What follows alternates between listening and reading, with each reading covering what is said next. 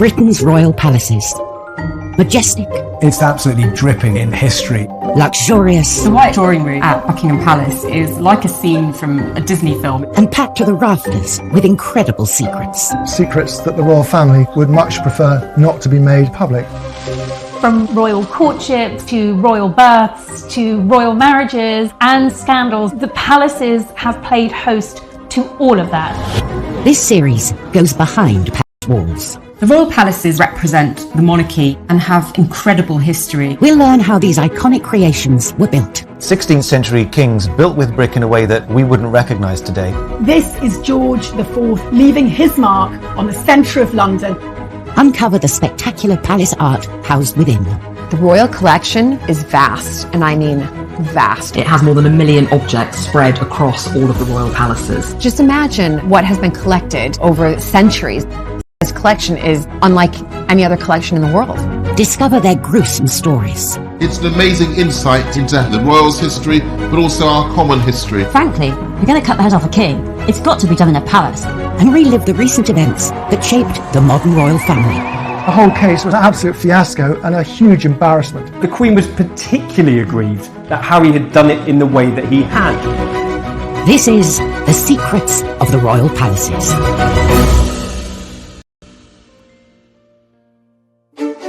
This time, a conversation between the Queen and Diana's butler is kept secret, landing him in the Old Bailey.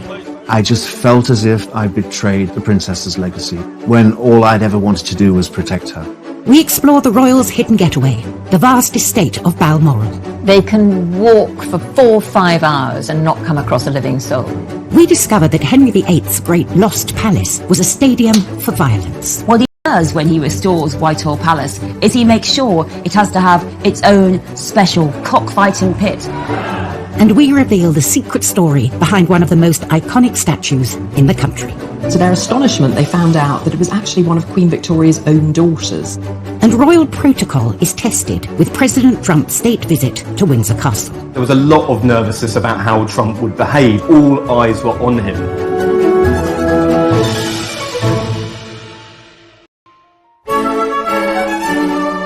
The royal palaces are stuffed to the brim with priceless objects and paintings.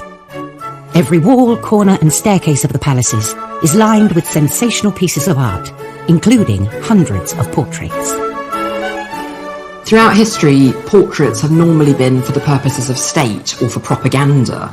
They are kind of weapons, if you like, in the kind of paraphernalia in her reign, often multiple times a year. She has a room in Buckingham Palace, the Yellow Drawing Room, that is specifically set up for artists. And I suspect that she takes the view that sitting for a portrait painter is an occupational hazard. Many of these portraits are displayed across the royal palaces for all to admire. But sometimes an artist delivers the unexpected. Ladies and gentlemen, I give you Lucian Freud. Lucian Freud was one of the most successful, popular, figurative artists of the 20th century. He was particularly well known for his really searingly truthful images of people. For nudes, which are very uncompromising, quite gritty, not particularly pretty. So eyebrows were raised when the Queen agreed to be his subject. It's quite a brave decision of the Queen. Freud offered to paint the Queen for free. After years of secret negotiations, the Queen accepted. He kept insisting that the Queen would need to come to his studio, and he was asking for at least 72 sittings. The Queen, of course, is a phenomenally busy woman. She doesn't normally give more than a handful of sittings to any one portrait painter. Eventually they compromised. Freud would come to the Queen, painting her in the Royal Collection's Paint Conservation Studio in St James's Palace, where she would sit for 20 sessions, far fewer than the original 72 sittings requested. When he realised he would have much less time, he just immediately shrunk the size of the canvas. It's a really small, almost postcard-sized painting of the Queen.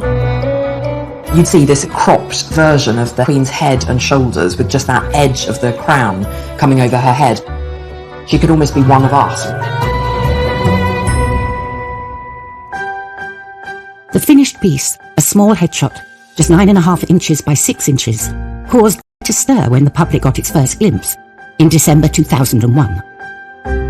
It was definitely a Marmite moment. People loved it, people who hated it, and nobody was in between. You had some newspapers saying it was deep and exploratory, and then you had others saying it was an absolute travesty, and how could this thing be let out in public? He's not exactly a flattering portrait painter. But there was a secret reason the portrait didn't look quite right. Freud's painting had gone to plan. Freud actually slightly mucked it up. He decided that he wanted to add the diamond diadem on the Queen's head, but he didn't have room on the canvas, so what he had to do was actually add a layer of canvas at the top. It's quite funny that after all those years of planning, he actually had to slightly bodge the job in the end. What the Queen thought, but he gave it to her, and I think it's one of the most valuable things in her collection. The Queen doesn't actually own the priceless art and artifacts that are given to her. As sovereign, she holds them in trust for her successors and the nation. And the same is true of her palaces. Windsor Castle, Buckingham Palace, St James's Palace, Holyrood House, they are all owned by the country, the state. The only two royal residences that the Queen actually owns are beautiful Sandringham Estate in Norfolk and Balmoral in Scotland. For nearly 170 years, Balmoral has been the royal family's secret retreat in the Scottish Highlands. Balmoral is very Scottish. It's set in the most beautiful countryside in the Highlands of Scotland. The royal family's annual summer holiday here is a time for them to embrace all things Scottish. So you'll quite often kind of be woken up with the sounds of bagpipes. Being a Scot, that's something I wouldn't mind actually having a piper wake me up. In 1842, Queen Victoria and her husband Prince Albert fell in love with Scotland. She was infused by the romance of Scotland. She loved it, and so did Prince Albert. It reminded him of his native Germany, the great mountains of Bavaria, which of course were dotted with romantic castles. Victoria and Albert decided to invest in a Scottish castle of their own and bought one without ever having seen it. A painting was enough to make them part with £30,000, around £4 million in today's money, for Balmoral in the Cairngorms. Queen Victoria said it was a perfect place to escape from the sadness of the world. At that time, wars were raging across Europe. They'd found the perfect location, but there was one small issue with the castle itself. When they got to visit in 1848, Victoria said, well, yeah, it's lovely, but it's a bit small. So they moved into the existing castle and started building a bigger one 100 yards away. When it was finished, it had 70 rooms, including a huge ballroom. Its 7-storey tower harks back to medieval defensive tower houses, while its pepperpot turrets are reminiscent of French chateaux. But Victoria and Albert's fantasy Scottish castle is not to everyone's taste. Balmoral is a really ugly building. I mean, phenomenal. It is a country house with an overscaled tower, looks like a water tower, and landscape. In addition to the castle, there are 150 other buildings dotted throughout the estate, including farms, cottages, and a distillery. But hidden away in a remote part of the estate lies a particularly important building. This is Glas Old Shiel, on the shores of Loch Mick. Nestled beneath a mountain, this remote spot is perhaps the most beautiful place on the estate. And this lodge reveals the untold story of Balmoral and Victoria and Albert's lost love.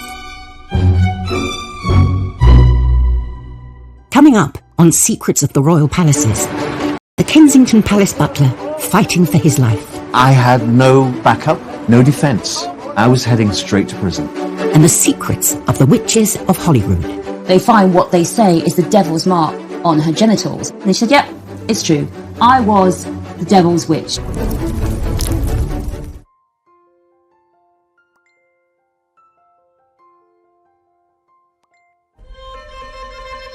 Each royal palace is as unique as the monarch who lives George IV's Buckingham Palace was designed as a showpiece which would dominate London, while William III's Kensington Palace was built outside of London as he suffered from asthma and wanted to avoid the pollution. But none of the palaces are as closely associated with a particular monarch as Queen Victoria's Balmoral Castle. Balmoral, the royal Scottish retreat. It's not just a house, it's a 50,000-acre estate. That's almost twice the size of the city of Manchester. Balmoral is hundreds of acres of nothingness with nobody. They can walk for 4 or 5 hours and not come across a living soul. Queen Victoria and Prince Albert bought the estate as their ultimate secret love nest, a place where they could get away from the court and be together. What they were buying into at Balmoral, it was a way of life. It was an escape from royal duty and ceremonial and stuffy staterooms and interfering prime ministers. This was their pad. It was where they could indulge in their hobbies. Here, Albert would stalk deer and Victoria would paint. But all that came to an end in 1861 with Albert's premature death. Victoria was devastated. She retreated from the world and found solace at Balmoral. And here on the shore of Loch Mick, she built what she called her widow's house, where she could mourn in peace.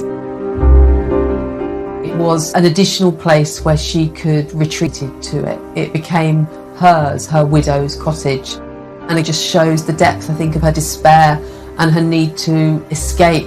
And it was at Balmoral that she found a place to do that.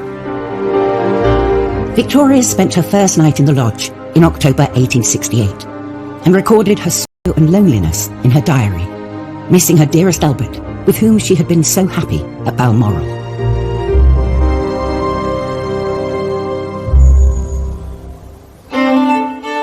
In recent years, this lodge has been a favourite spot for royal picnics, and sometimes they open it to non-royals. One of its outbuildings is a bothy, a resting place for hikers. So it's the only royal residence where you can drop into sleep for the night for free. Another hidden building on the estate, about a mile from the main castle, is particularly special to our current Queen. Every year she starts her summer holiday with a stay at the 7-bedroom Craiggowan Lodge.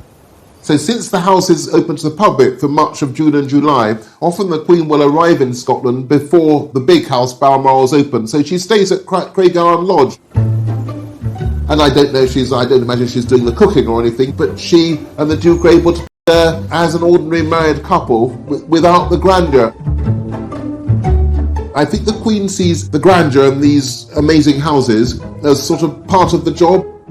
But the Queen, like anybody else, can only be in one room at a time. So one room at a small house is probably rather a nice change. For a person who can never go on a normal holiday like the rest of us, Balmoral is incredibly important in the summer as her retreat and her place to explore the Highlands.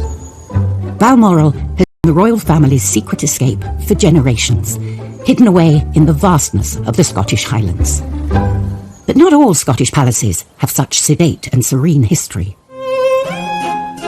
Scotland's James VI, who became James I of England after the union of the Scottish and English crowns, used the other Scottish palace, Holyrood House, as a court. He made himself judge, jury, and executioner in the trial of Agnes Sampson. James VI is convinced that witches are out to get him. And it all really starts with bad storms.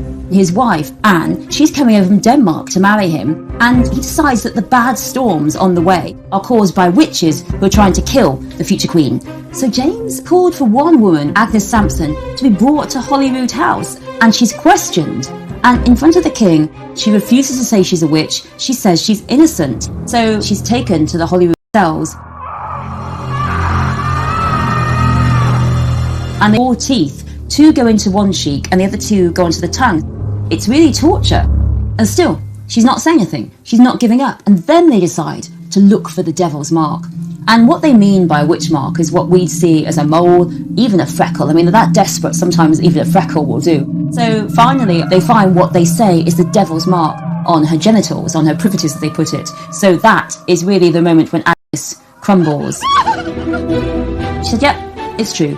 I was the devil's witch. So Agnes, poor woman, is burnt at the stake, and James, he is convinced that witchcraft exists. He writes a witch hunting guide, Demonology, a book that you can use for hunting down witches, and we think about 4,000 people are burned and killed as witches in Scotland.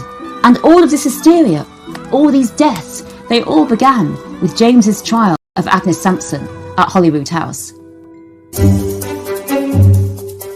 Throughout history, the royal palaces have played the part of the ultimate backdrop to some of the greatest affairs of state and political intrigue the country has ever seen. They've seen death, they've seen murder, they've seen marriage. Look at them, that's called a microphone. There's absolutely nothing that hasn't happened in these palaces. But what really gets the public interested are the secrets behind the drama.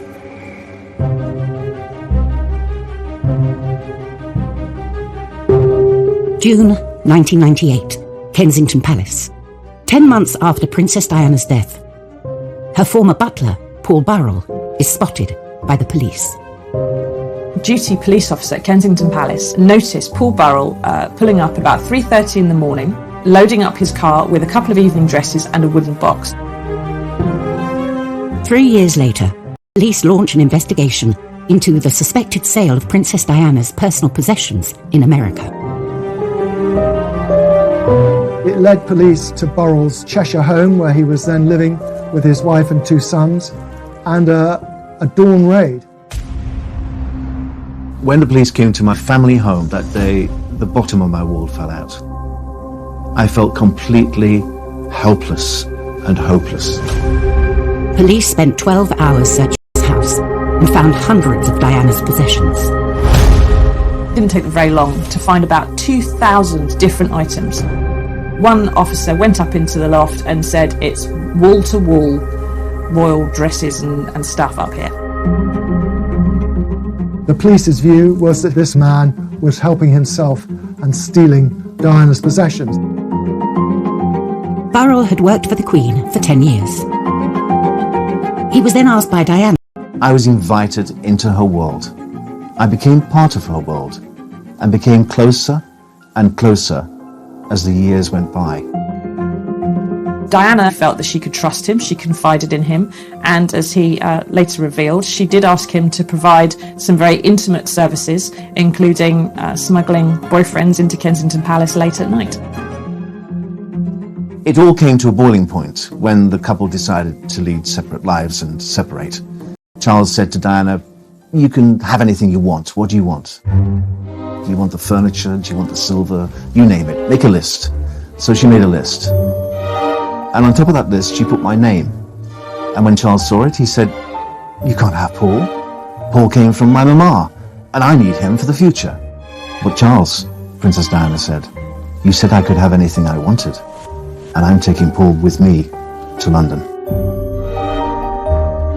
She believed that Paul Burrell was one of the few people in the world that she could trust implicitly to do what she wanted and to be her man, if you will.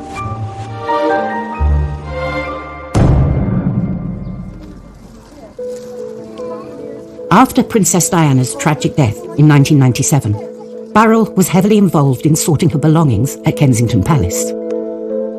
It was an arduous task, but I found it quite cathartic, really, to be in her world, to still be in control, to still be taking care of the things that she loved most. But Paul felt members of Diana's family were deliberately destroying her legacy, getting rid of material they didn't want the public to discover. He could see her mother and sister tearing up letters and removing things, and he felt that there were things in that palace which should be preserved for William and Harry. And Mrs. Shankid would sit on the settee in the princess's sitting room and constantly shred the princess's correspondence. She really did destroy part of the princess's world. Burrell started secretly protecting her possessions and removing them from Kensington Palace. And it was these items the police found in his home 3 years later. The 43-year-old former royal servant left a London police station this evening to return to his home in Chester, having been formally charged with stealing 342 items of personal property. The police believed they had enough evidence to take Burrell to court, with the apparent approval of Prince Charles. The police told the Prince of Wales they had photographic evidence of me wearing Diana's clothes. Of course, none of it was true. None of it was true. It never happened. The stage was set for a trial, Paul Burrell has denied 3 charges of theft. and intimate details about the royal family could be exposed. It's impossible for anybody to have witnessed what happened. So because of that, I had no backup, no defense, none whatsoever. I was heading straight to prison. Coming up, the Queen reveals a secret conversation that will change the outcome of the Burrell case. Never before had a monarch intervened in a criminal court case. And Henry VIII sees a palace as the perfect backdrop for extreme sports. When he restores Whitehall Palace, he makes sure it has to have its own special cockfighting pit.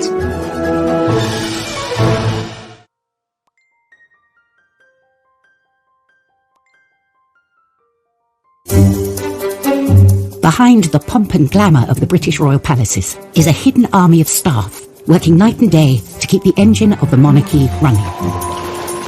Very rarely do any of these backroom staff make it into the headlines. But in October 2002, all that changed with the trial of Princess Diana's former butler, Paul Burrell.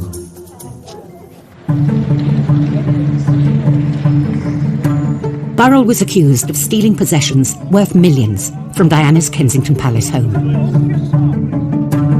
The police wanted my head on a spike. They wanted me in prison. Because then I would never, ever be believed again. In his defence statement, Burrell mentioned a conversation he had had with the Queen after Diana's death. We were standing in her sitting room, just the two of us, and we had a very open, frank discussion. I told her everything that had happened, and I said, I've taken it upon myself to keep things the princess had given to me for safekeeping, and I've protected them. I understood that. But due to an age-old palace protocol, Burrell was duty-bound to keep the details of this conversation secret. Paul Burrell couldn't say to his lawyers, look, I told the Queen I'd taken all of this. He was just prevented from doing so. Many people will not be aware of the protocol that when you have a private audience with the sovereign, you're not supposed to repeat what has passed between you. It is entirely confidential, and the confidence belongs to the sovereign. So it is up to the sovereign whether she reveals what you spoke about or doesn't. I'm not going to tell them how close I was to Her Majesty. I'm not going to tell them. That's going to be my privilege. But I would have to pay the cost. And the price I would pay would be prison. After 11 days of the trial, Burrell was thrown a lifeline from an unexpected source. The Queen had only realised Paul Burrell was on trial when she drove past the Old Bailey on her way to a church service for the Barley Bubbing and noticed all the crowds outside. And the Queen then, at that point, her memory is jogged and she realises that she has the vital piece of information that Burrell had in fact told her that he was doing that. He was taking things for safekeeping. And the Queen, in reply, said, oh, hang on, Paul told me he was looking after these things for safekeeping. We'd better let them know. The Queen's recollection undermined the prosecution. She knew Burrell was taking Diana's possessions out of Kensington Palace. This wasn't a palace theft, and the trial collapsed. Essentially, it was clear evidence that there was no intention to permanently deprive the royal princes of their mother's goods, merely that he'd taken them into custody so that they could have them when they grew to be 18. So there was no theft. I'm expecting to make a statement on behalf of Paul Burrell. I couldn't believe that I was free to walk from the Old Bailey instead of into a prison cell. Burrell was jubilant, claiming that the Queen had come through for him. Never before had a monarch intervened in a criminal court case. And she'd saved me. She saved me from what I thought was my fate. think she saved me because she knew me, because I was her boy for 11 years. And she saw me grow and saw me marry and have 2 children. And I think she cared. I do, I think she cared. She cared about me and what would happen to my family. One of the most high-profile court cases was now over. The Kensington Palace buyer was free.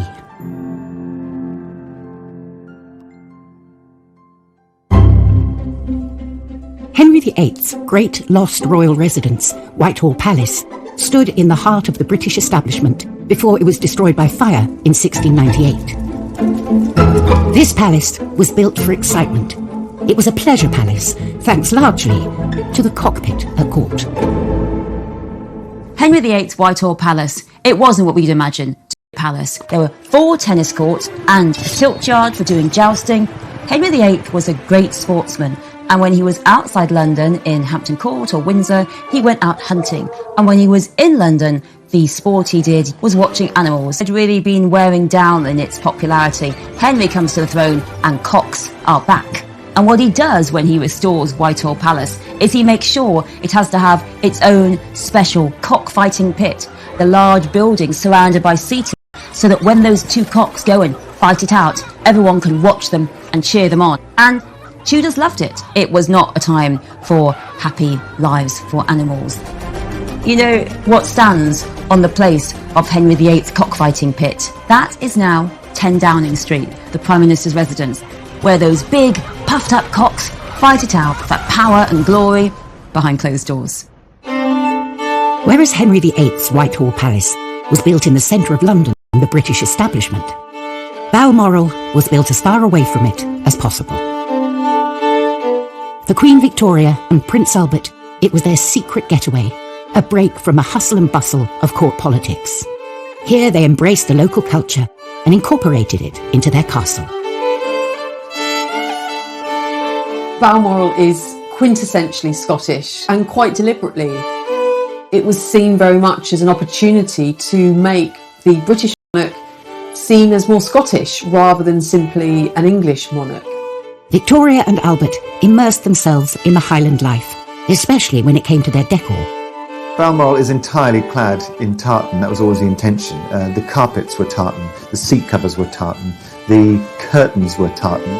No doubt they wore tartan. In the servants' quarters, on the floor was tartan linoleum. And if you looked at the walls, loads of stags' heads and antlers and deer skins on the floor as you come in through the main entrance. It was a theme park of Scottishness. Victoria and Albert's obsession with tartan was actually a secret political ploy to win back the support of the Scots. In the middle of the 18th century, Victoria's great-great-grandfather, George II, had invoked the massacre of Glencoe. Tartan was banned. Any affiliation with Scots or Stuarts against the English kingship was treasonous. And so for Victoria to start to rebind the links with the people of Scotland went down really well. A century and a half later, have our modern royals torn out the tartan? Few had seen inside this private home until 2013, when New Zealand's Prime Minister John Key broke protocol and shared a photo of the Queen's private living room. And what you see there is a glimpse of an interior which is undoubtedly familiar to Victoria and Albert. I mean, their own portraits, Victoria and Albert still either side of the fireplace that they commissioned and saw built. There are still tartan carpets wall to wall there. Some of their furniture still survives in situ. While in Balmoral, you can walk for miles without bumping into another living soul. In London's Kensington Palace, you can't turn a corner without bumping into a royal. In fact, it houses more royals than any other residence, including the future King and Queen. And watching over this palace is Britain's second longest reigning monarch, Queen Victoria. This marble monarch greets over 500,000 palace visitors every year. But the creation of this statue is one of the palace's greatest secrets. Completed in 1893 to commemorate her Golden Jubilee a few years earlier, the young, slender figure is not the Victoria we think of today.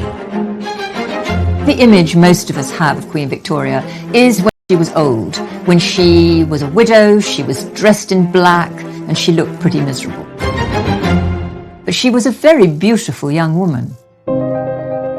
Commissioning this statue, the powers that be decided on an open competition, allowing anyone to enter a design. Various people sent in sketches. One came in anonymously, and it was decided by the commission unanimously that that was the sculpture they were going to go for. Little did they know, this was no ordinary submission. To everyone's surprise, the winner was actually a female sculptor, which in itself was pretty amazing.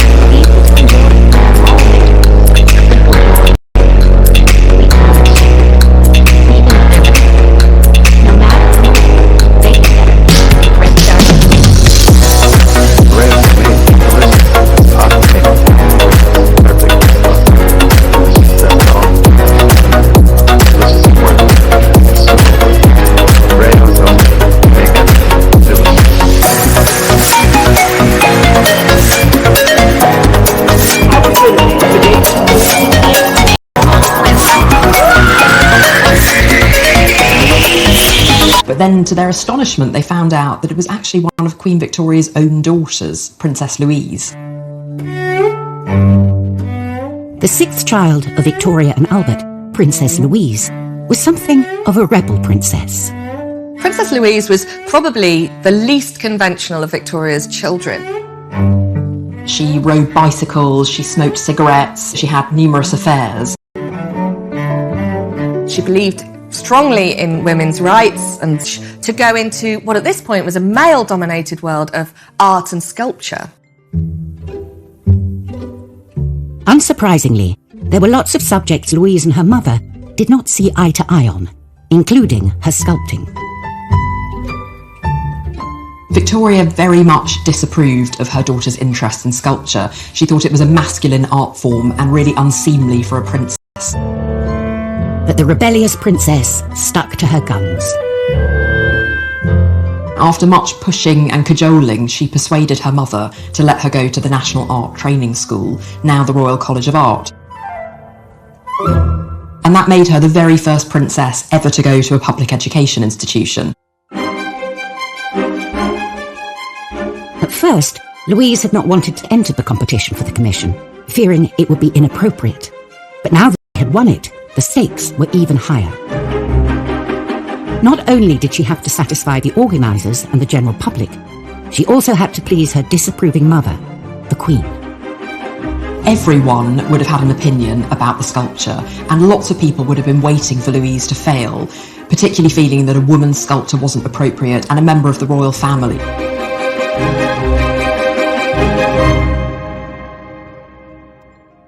Coming up, what would the Queen Victoria make of her daughter's artwork?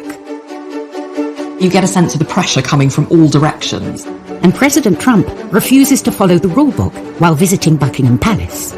Trump being Trump lands his chopper in the middle of the Buckingham Palace lawns.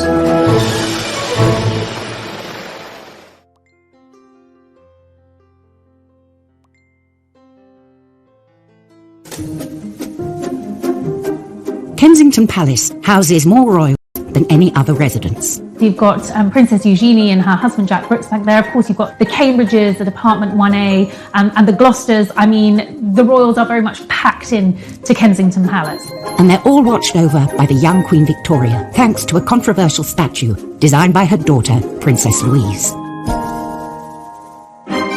The rebellious sixth child of Queen Victoria had secretly entered and then won a competition to create a sculpture of her mother at Kensington Palace. Now, she had to deliver. Louise herself lived in Kensington Palace, and that's where she'd set up her studio. It, of course, was the palace in which Queen Victoria had been born, so you get a sense of the pressure coming from all directions. The statue had been commissioned to mark Victoria's Golden Jubilee.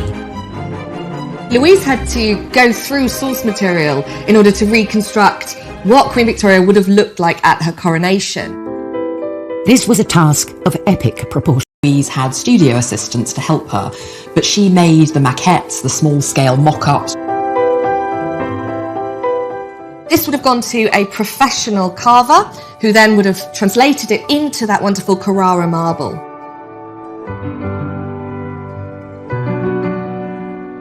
Although the statue had been commissioned for the 1887 Jubilee, it was not completed until 1893, on the anniversary of her coronation. Victoria herself unveiled the statue, but would she like it? She said, "It gives me great pleasure to witness the unveiling of this fine statue, so admirably designed and executed by my daughter." The rebel princess had pulled it off. The Queen loved the statue.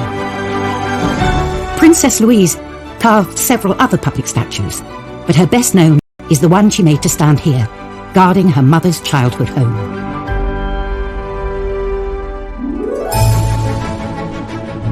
In her 65-year reign, Queen Elizabeth has hosted 113 state visits. A heady mix of kings, queens, prime ministers and presidents have passed through the palace's gilded gates, but only one has ever gone over them. June 2019, the ballroom, Buckingham Palace. Georgian tableware is laid for a very special state banquet. A state visit is very much about putting on the best of British. It's a chance for us to show off and say, this is what we're all about, and the Queen personally will inspect the table. So there's no pressure for the butlers. Feeling the heat on this official visit will be American President Donald Trump. Americans love the royal family. Even if you're the President of the United States, it's a big deal to come and meet the Queen. You know, you couldn't get two more opposite people in one room together than President Trump and Queen Elizabeth.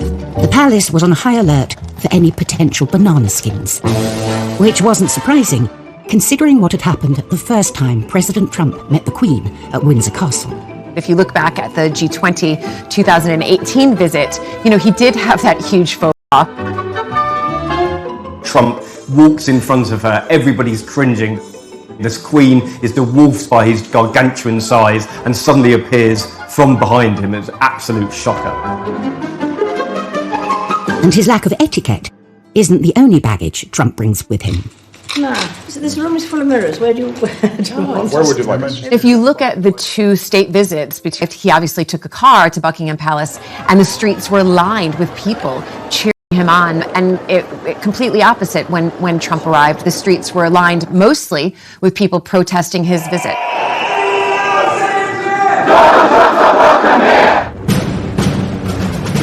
To avoid the anti-Trump protesters, the president decided on an entrance nobody else had done before. He was the very first president to fly in on a helicopter for a state visit. Trump being Trump, flies over the protesters, lands in the middle of the Buckingham Palace lawn. All the journalists, including myself, were stationed on the lawn. Complete silence, waiting to see this momentous moment. He emerges from the helicopter. He thought he was going to meet the Queen, but it was Charles and Camilla who were the first to meet him. Only then did Trump get to join Her Majesty and inspect the guard from a safe distance. I think he probably surprised many people in that he was quite quiet and subdued. It's almost like you're visiting your granny.